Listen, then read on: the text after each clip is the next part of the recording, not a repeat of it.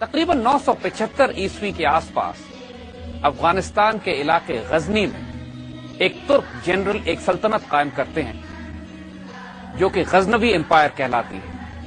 اپنے عروج کے دور میں یہ سلطنت ان تمام علاقوں پر پھیلی ہوئی تھی جو آج پاکستان، افغانستان اور ایران اور آکسس کے پرلی طرف کے علاقے واقع ہیں۔ لیکن 975 عیسوی میں جب یہ سلطنت غزنی میں قائم کی گئی تو اس وقت اس کی سرحدیں پاکستان کے اندر نہیں تھی۔ اس وقت یہ جنوب میں بحیرہ عرب کے ساتھ ملتی تھی اور شمال میں آکسس ریور کی طرف اس کی سرحدیں چھوتی تھی جا کے۔ اس غزنوی امپائر کو قائم کرنے والے ترک سردار کا نام سبکتگین تھا۔ ان کے بیٹے محمود غزنوی تاریخ اسلام کے اعلیٰ ترین جلیل القدر سپہ سالاروں اور درویش حکمرانوں میں شامل ہوتے ہیں۔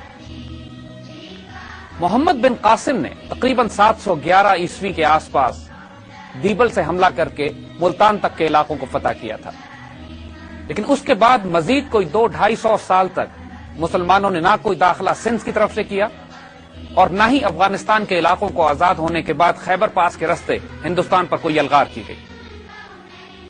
محمود غزنوی تاریخ میں اس لیے مشہور ہوئے کہ یہ پہلے مسلمان حکمران تھے کہ جنہوں نے خیبر پاس کے ذریعے ہندوستان پر 17 حملے کیے اور پورے ہندوستان کو آئندہ 1000 سال تک آنے والے وقت کے لیے کھول کر رکھ دیا۔ مسلمانوں نے جو سلطنتیں ہندوستان نے بنائیں ان کا آغاز محمود غزنوی کی ان ملٹری کیمپین سے ہوتا ہے جو انہوں نے افغانستان سے ہندوستان کی طرف کی۔ ایک انتہائی دلیر غیرت مند جنرل جس نے اپنی 32 سالہ حکمرانی میں ایک بھی شکست نہیں کھائی، تقریباً 998 عیسوی میں محمود غزنوی اپنے والد سبکتگین کی جگہ غزنی کے تخت پر بیٹھتے ہیں اور اس کے بعد آنے والی دنیا کا نقشہ اور تاریخ تبدیل ہو جاتی ہے۔ محمود غزنوی ایک انتہائی روحانی وجود تھے اور ان کی تاریخ میں بار بار یہ واقعات کثرت سے آتے ہیں کہ ان کو کبھی خواب میں حضور صلی اللہ علیہ وسلم کی زیارت نصیب ہوتی اور یہ اس روحانی فیض کی وجہ سے اپنی فتوحات کیا کرتے تھے کہ جو آگے تاریخ میں ان کے نام سے منسوب کی جاتی ہیں۔ اس سے پہلے کہ ہم محمود غزنوی کی زندگی پر بات کریں، ان کے والد سبکتگین کے بارے میں بات کرنا بھی ضروری ہے۔ ان کے والد ایک ترک تھے۔ یہ وہ وقت تھا کہ جب سینٹرل ایشیا میں، افغانستان میں اور خراسان کے علاقوں میں ترک سردار اور سپہ سالار اپنی اپنی حکومتوں کو قائم کر رہے تھے۔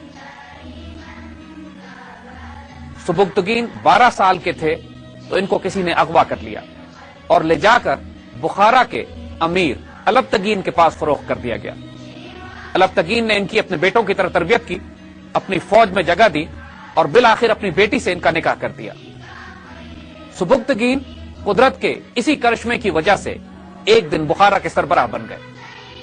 حکمرانی حاصل کرنے کے بعد انہوں نے بخارا کی سلطنت کو پھیلانا شروع کیا اور بالآخر غزنی کے مقام پر اپنا صدر مقام بنا کر غزنوی ڈائنسٹی کا وجود قائم کیا۔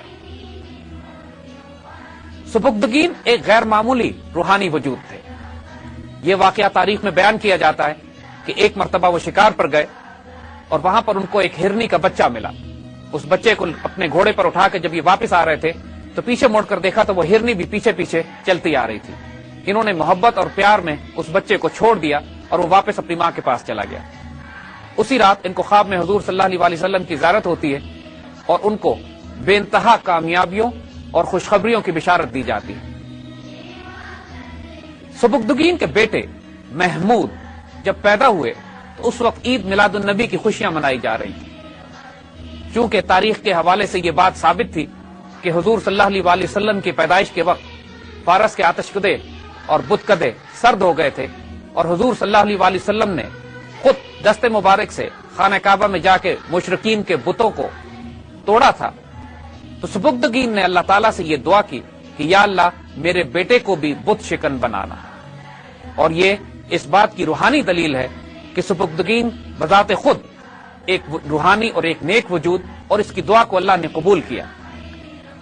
محمود تاریخ اسلام میں بہت زیادہ رومانوی حیثیت رکھتے ہیں۔ ہماری شاعری میں، ہمارے فولکلور میں ہمارے ثقافتی ورثے میں محمود اور ایاز کا ذکر تقریباً ہر پاکستانی اور اردو بولنے والے مسلمان نے سنا ہے۔ علامہ اقبال نے بھی اپنی شاعری میں کثرت سے محمود و ایاز کا ذکر کیا۔ محمود ایک ہی صف میں کھڑے ہو گئے، محمود و ایاز، نہ کوئی بندہ رہا نہ کوئی بندہ نواز۔ اور علامہ اقبال نے جب امت کے زوال کا رونا رویا تو اس وقت بھی محمود اور ایاز ہی کو بنیاد بنایا، نہ وہ غزنوی میں تڑپ رہی نہ وہ خم ہے زلف ایاز میں۔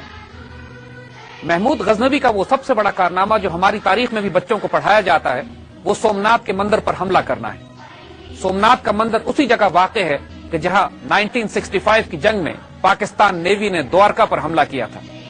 دوارکا پر حملے کو ہمارے اس وقت کے تاریخ دانوں نے سومناتھ پر 18واں حملہ لکھا تھا۔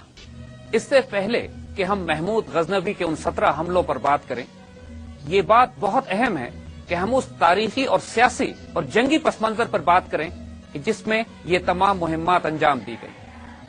ہماری تاریخ میں محمود غزنوی کی ان تمام جنگی مہمات پر بالکل بات نہیں کی جاتی۔ ایک عمومی بات کر دی جاتی ہے کہ انہوں نے ہند پہ 17 حملے کیے۔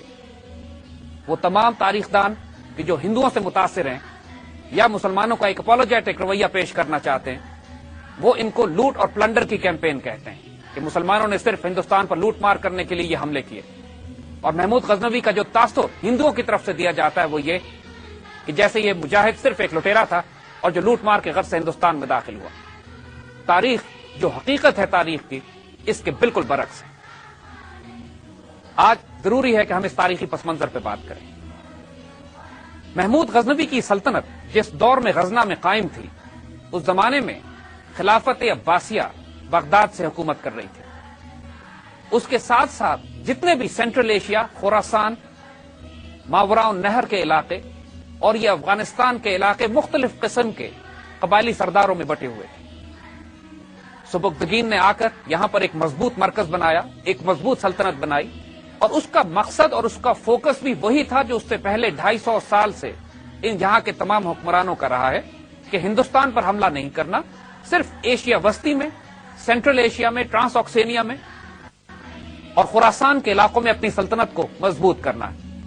دیکھیں یہ بات نوٹ کیجئے گا کہ قتیبہ بن مسلم نے گو کے علاقے کھول دیے تھے، اس کے باوجود 250 سال تک کوئی مسلمان سپہ سالار ہند کی طرف داخل نہیں ہوا۔ سبکتگین کا بھی کوئی ارادہ نہیں تھا ہندوستان میں داخل ہونے کا۔ ان حالات میں اس کی توجہ ان دوسرے ترک قبائل کے ساتھ معاہدات یا جنگیں کرنے کی طرف مبذول تھی کہ جو اس کی سلطنت کی راہ میں رکاوٹ بنے ہوئے تھے۔ اس وقت ہندوستان کا حال کیا تھا؟ اس وقت پورا ہندوستان، جس میں آج کا پاکستان بھی شامل ہے، سینکڑوں ہندو راجوں اور مہاراجوں کی زیر نگرانی تھا۔ ایک بات نوٹ کیجئے گا کہ ہندوستان اس وقت بھی ایک بڑا ملک نہیں تھا، ایک بڑی ریاست نہیں تھی، ایک امپائر نہیں تھی۔ ہندوستان چھوٹی چھوٹی ریاستوں، چھوٹے چھوٹے صوبوں، چھوٹے چھوٹے شہروں اور قلعوں کا ایک مجموعہ تھا جس کا کوئی ایک کمانڈر ان چیف بھی نہیں تھا، نہ کوئی حکمران تھا، نہ کوئی سربراہ تھا۔ جب سے اشوکا کی حکومت ٹوٹی تھی، جو کہ اکھنڈ بھارت کی آخری حد تھی جو کبھی انہوں نے بنائی آج سے کئی ہزار سال پہلے، اس کے بعد سے ہندوستان کبھی بھی ایک ملک نہیں تھا۔ اب اس وقت غزنی کی ریاست کی حیثیت وہی تھی جو آج کے پاکستان کی انڈیا کے خلاف، یعنی ہم یہ پاکستانی اس بات کو بہت اچھی طرح جان سکتے ہیں کہ اگر ہمیں ہندوؤں جیسا یا انڈیا جیسا ہمسایہ ملے تو وہ پاکستان کے ساتھ کیا سلوک کریں گے۔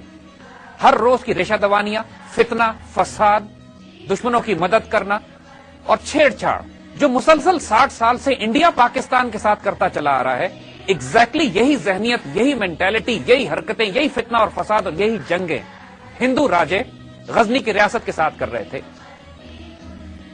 سبکتگین جو محمود غزنوی کا باپ تھا، اس نے افغانستان کے تمام وہ علاقے جو خیبر پاس تک تھے ان کو فتح کر لیا تھا، مگر سبکتگین کے دور ہی میں پشاور کا ہندو راجہ جے پال بار بار فتنہ انگیزی کر کے سبکتگین کی سلطنت پر حملے کرتا رہتا تھا۔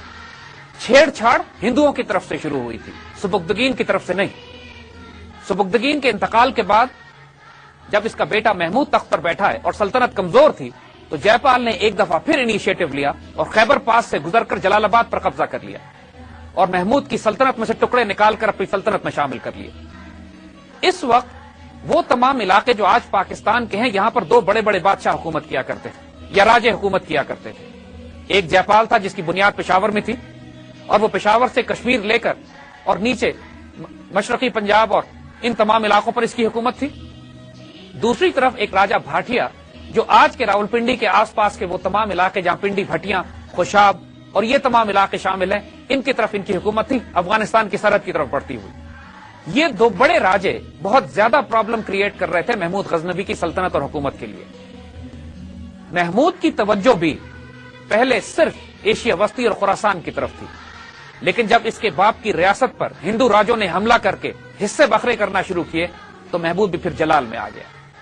سب سے پہلے اس نے حملہ کر کے خیبر تک اپنے راستوں کو صاف کیا اور خیبر کے قلعے اور اس کے آس پاس کے علاقوں کو جے پال سے چھین کر اپنی سلطنت میں شامل کر لیا. یہ ہندوستان پر پہلا حملہ تھا اس کا.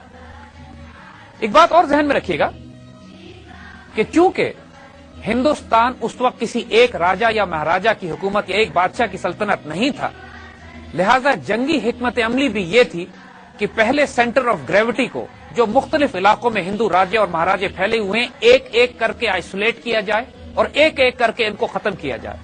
محمود کی توجہ صرف یہ تھی شروع میں کہ پہلے ان تمام علاقوں کو فتح کر کے ان دو بڑے بڑے فتنے، راجہ بھاٹیا کے جو پنڈی بھٹیاں کے آس پاس حکومت کرتا تھا اور جے پال جو پشاور کے آس پاس تھا، ان دونوں کا فتنہ ختم کر دیا جائے تاکہ اس کی ریاست کی مشرقی سرحدیں محفوظ ہو جائیں اور ہندیوں کی فتنہ گری سے یہ محفوظ ہو اور یہ اپنی توجہ مبذول کر سکے سینٹرل ایشیا اور خراسان کی طرف. اس کا کوئی ارادہ نہیں تھا ہندوستان پر نہ حملے کرنے کا نہ ہندوستان پر قبضہ کرنے کا. جس طرح پہلے 250 سال تمام مسلمان اور ترک سلاطین جو تھے وہ صرف انہی علاقوں پر فوکس کرتے رہے تھے جو آج سینٹرل ایشیا یا خراسان میں شامل ہے.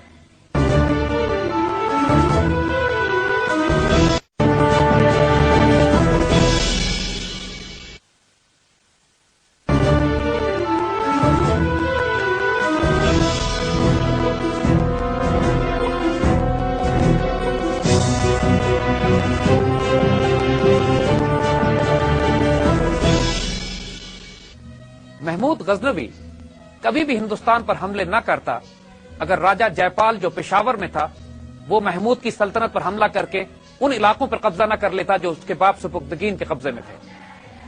محمود کو بھڑکانے والے خود ہندو تھے، فتنہ انگیزی ہندوؤں کی طرف سے تھی. پھر محمود نے ان کو جو منہ توڑ جواب دیا کہ آج تاریخ میں آج تک ہندو محمود غزنوی کے نام سے اپنے بچوں کو ڈراتے. محمود غزنوی کی جنگی مہمات کے بارے میں ایک غیر معمولی بات جو ہم بتانا چاہیں گے وہ یہ کہ تاریخ اسلام میں بلکہ تاریخ انسانیت میں اس سے پہلے نہ اس کے بعد کسی ایک سپاہ سالار نے اپنی جنگی مہمات میں اتنا سفر نہیں کیا، اتنی ٹریولنگ نہیں کی جتنی محمود غزنوی نے کی. حتیٰ کہ عالم اسلام کے عظیم ترین سپاہ سالار حضرت خالد بن ولید رضی اللہ تعالی عنہ کا بھی سفر اتنے زیادہ نہیں ہیں جتنے محمود غزنوی کے ہیں. اپنی 32 سالہ دور حکومت میں تقریباً 80,000 کلومیٹر سے زیادہ علاقہ اس نے سفر کر کے طے کیا جنگی مہمات میں. ہندوستان میں جو 17 ایکسپیڈیشنز انہوں نے بھیجے، اگر ان کی تاریخ آپ دیکھیے تو ان کی جنگی حکمت عملی پر انسان اش اش کر اٹھتا ہے.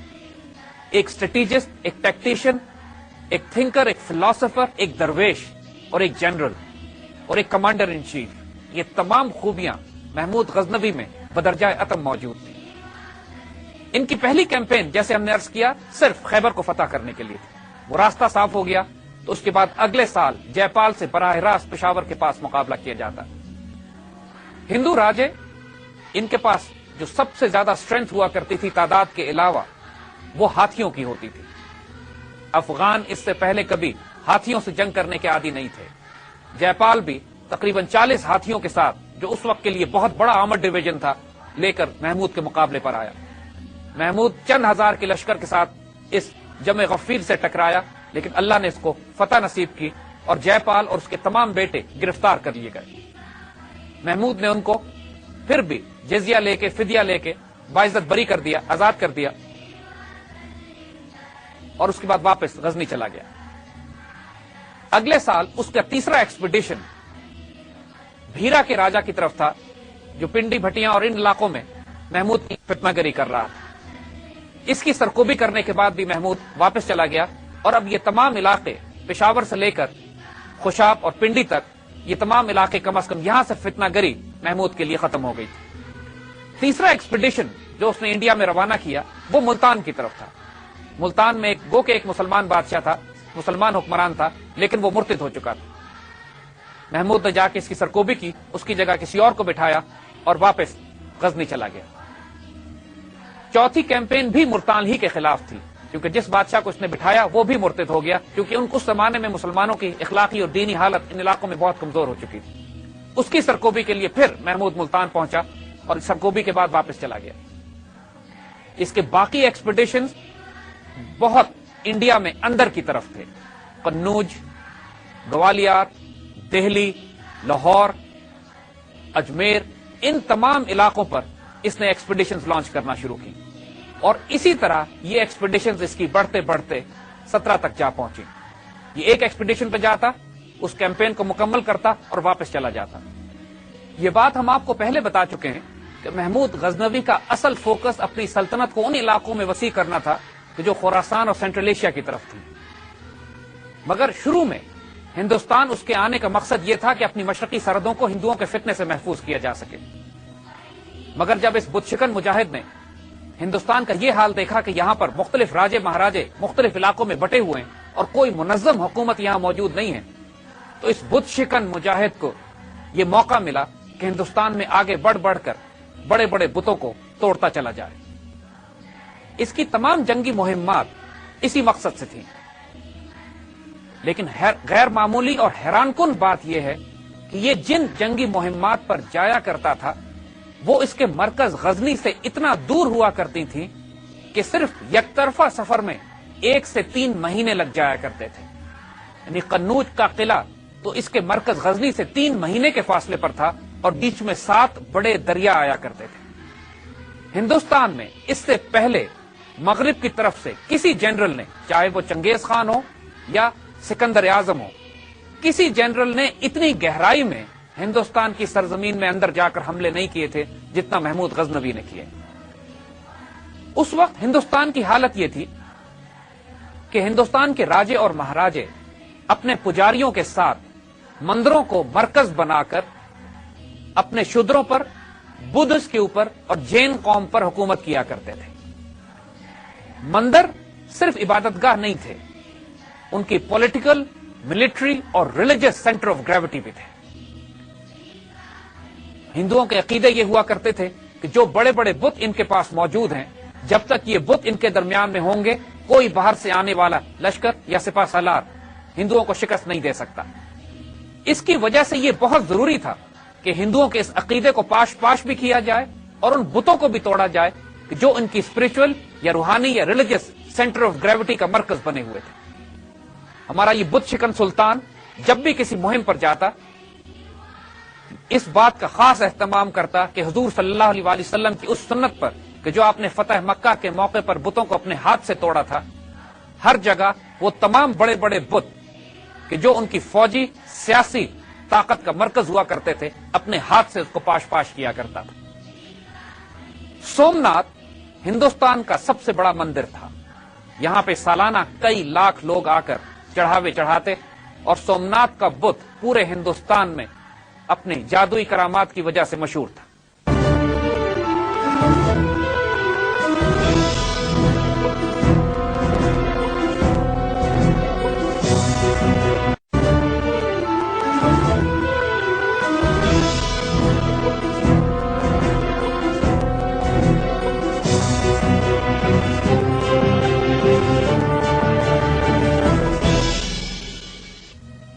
سومناتھ کے بت کی پورے ہندوستان میں جادوئی طاقتیں مشہور تھیں۔ جب سلطان محمود غزنوی نے سومناتھ کا شہر فتح کیا اور مندر میں داخل ہوا تو وہ خود بھی یہ دیکھ کر حیران ہو گیا کہ ایک بہت بڑا لوہے کا بت ہوا میں معلق ہے۔ اس نے اپنے دانشوروں سے بلا کر اس کا راز پوچھا تو کسی نے اس کو کہا کہ اس لوہے کا یہ بت اور دیواروں میں چاروں طرف طاقتور مقناطیس لگے ہوئے ہیں، اگر آپ دیواروں کو کھدوا دیں تو یہ بت نیچے گر پڑے گا۔ سلطان نے یہی کیا، اور جو ہی چھت سے پتھر ہٹائے گئے یہ بت دھڑام سے نیچے آ گرا، اور ہندوؤں کا وہ تمام عقیدہ جو اس بت کے بارے میں تھا وہیں پاش پاش ہو گیا۔ ہندو پجاریوں نے اور تمام بڑے بڑے مہاراجوں نے جب سلطان کو رشوت پیش کی گئی کہ سومناتھ کے بت کو نہ توڑیں تو انہوں نے وہ تاریخی جواب دیا جس نے تاریخ میں سلطان کو امر کر دیا. سلطان نے فرمایا کہ اگر آج میں نے اس بت کے لیے پیسے لے لیے تو تاریخ مجھے بت فروش کے نام سے یاد کرے گی, بت شکن کے نام سے نہیں. جب اس بت کو توڑا گیا تو اس کے اندر سے بے انتہا مال و دولت, ہیرے جواہرات برآمد ہوئے, اس سے کہیں زیادہ کہ جو ہندو پجاری سلطان کو رشوت کے طور پر پیش کرنا چاہتے تھے. کہا یہ جاتا ہے کہ مشہور کوہ نور ہیرا بھی سومناتھ کے بت کے پیٹ ہی سے برآمد ہوا تھا. سلطان محمود غزنوی جب اپنی جنگی مہمات کے بعد غزنی واپس جایا کرتے تھے تو بے شمار مال و دولت, ہتھیار اور ہاتھی اور قیدی ان کے ساتھ ہوا کرتے تھے. تاریخ میں لکھنے والوں نے لکھا ہے کہ ایک وقت 2 لاکھ قیدی ان کے ساتھ افغانستان پہنچے اور یوں لگتا تھا کہ جیسے غزنی ہندوستان کا ایک شہر ہے. سلطان محمود غزنوی کی یہ تمام جنگی مہمات ہندوستان کو سافن اپ کرنے میں, ہندوؤں کی کمر توڑنے میں اور ہندوستان میں آئندہ 1000 سال تک مسلمانوں کی موجودگی اور ان کی حکومت کے قیام میں بنیادی اور کلیدی کردار ادا کرتی ہیں. آئیے اب تھوڑا سا سلطان محمود غزنوی کی جنگی اسٹریٹجی پر بھی بات کریں. سلطان محمود کا مرکز غزنی تھا اور ان کی ریاست چاروں طرف سے خطرات میں گھری ہوئی تھی. دوسرے ترک سالار بھی ان کی حکومت پر قبضہ کرنا چاہتے تھے. یہ اپنی سلطنت کو وسیع کرنے کے لیے سینٹرل ایشیا اور آکسس کے پرلی طرف بھی جنگیں لڑ رہے تھے اور ہندوؤں کی فتنہ انگیزی کی وجہ سے ان کو مجبوراً مشرق میں بھی کیمپین شروع کرنا پڑی. اپنی جنگی ضروریات کو سامنے رکھتے ہوئے سلطان نے غیر معمولی جنگی حکمت عملی ڈیولپ کی. ان کے تمام حملے جو افغانستان میں ہوا کرتے تھے بہت ہائی سپیڈ کیولری پہ ہوا کرتے تھے. یہ ہلکے ٹریول کرتے, ایک ایک دن میں 30 سے 40 میل کا سفر کرتے اور اپنی سپلائی لائن کو وہیں سے مقامی علاقوں سے ہی اپنی سپلائیز لے کے پورا کیا کرتے. کوشش ان کی یہ ہوتی کہ دشمن کی ٹیریٹری میں فوکس رہ کے بہت دور تک پینیٹریٹ کیا جائے, اس پہ ایک کاری ضرب لگائی جائے اور اسی طرح بجلی کی رفتار سے واپس غزنی اپنے مرکز پہنچ جائیں. ہر سال یہ ایک کیمپین کرتے, جبکہ جیسے ہم عرض کر چکے ہیں کہ ایک ایک کیمپین میں یک طرفہ فاصلہ 1 سے 3 مہینے کا ہوتا. اپنے مرکز سے 1400-1500 میل دور جا کر حملے کرنا اور پھر اسی طرح بجلی کی تیزی سے واپس آ کر اپنے آپ کو محفوظ کر لینا, اس سے پہلے کہ باقی ہندوستان کے راجے اور مہاراجے اکٹھے ہو کے ان کے خلاف کوئی بڑا یونیفائڈ فرنٹ بنا سکیں. اتنی غیر معمولی حکمت عملی تھی کہ جس کی کوئی مثال نہ اس وقت کی تاریخ میں ملتی ہے نہ اس کی بعد کی تاریخ میں. ہمیں صرف سیدنا خالد بن ولید رضی اللہ تعالی عنہ کی فوجیں نظر آتی ہیں کہ جو جنگی حکمت عملی اور پھرتی میں اور موبلٹی میں اور موومنٹ میں اور کیولری کے استعمال میں محمود غزنوی کی فوجوں سے بہتر تھی, ورنہ اس کے بعد اور اس سے پہلے کوئی مسلمان فوج کیولری کا اس طرح استعمال نہیں کر سکی جس طرح محمود غزنوی کرتے تھے. چونکہ ہندوستان میں کوئی ایک بادشاہ نہیں تھا اور خبر رسانی کا نظام افرادی کے ذریعے یا گھوڑوں اور اونٹوں کے ذریعے کیا جاتا تھا, تو سلطان کے پاس یہ ایڈوانٹیج تھا کہ جب وہ ایک خاص علاقے کو فوکس کر کے بجلی کی تیزی سے اس پر پہنچتے, حملہ کرتے, کچلتے اور واپس پہنچتے تو ہندوستان کے دوسرے راجہ ریئیکٹ ہی نہیں کر سکتے تھے. یہ چند موقعوں پر ہوا کہ کئی راجے آپس میں اکٹھے ہو کر سلطان کے مقابلے پر آئے. یہ کیمپینز آسان نہیں تھیں. 2-2 لاکھ 2.5 لاکھ کے لشکر کے مقابلے میں 15 اور 20 ہزار افغان اور مسلمان ہوا کرتے تھے. لیکن یہاں پر پھر دلیری, بہادری, جرت اور غیرت مندی کا مظاہرہ کیا جاتا تھا. کئی دفعہ تاریخ نے یہ واقعہ نوٹ کیا ہے کہ عین میدان جنگ میں جب سلطان کو شکست ہونے والی ہوتی تھی یہ گھوڑے سے کود کر سجدے میں چلے جایا کرتے تھے اور غیب سے روحانی تائید مسلمانوں کو حوصلہ بھی دیتی تھی اور دشمنوں کو روب میں بھی ڈال دیتی تھی. بعض مقامات پر تو ایسے بھی ہوا کہ جب دشمن کی فوجیں, ہندوؤں کے بڑے بڑے لشکر ان کے سامنے موجود تھے اور جب سلطان نے فتح کی کوئی امید نہیں دیکھی تو صرف سجدے میں چلا گیا اور صبح دشمن اپنا لشکر خالی کر کے واپس جا چکے تھے. یہ بات ہم پہلے بھی تمام مسلمان سپاہ سالاروں کی زندگی میں دیکھ چکے ہیں کہ جنگی حکمت عملی, اسٹریٹجی, ٹیکٹکس اور دلیری کے ساتھ ساتھ ایک غیر معمولی روحانی پہلو ان کے وجود میں ہوتا ہے کہ جو ان جنگوں میں فیصلہ کن کردار ادا کرتا ہے. سلطان محمود غزنوی اس معاملے میں بھی اپنے تمام دوسرے سپاہ سالاروں سے مختلف نہیں تھے.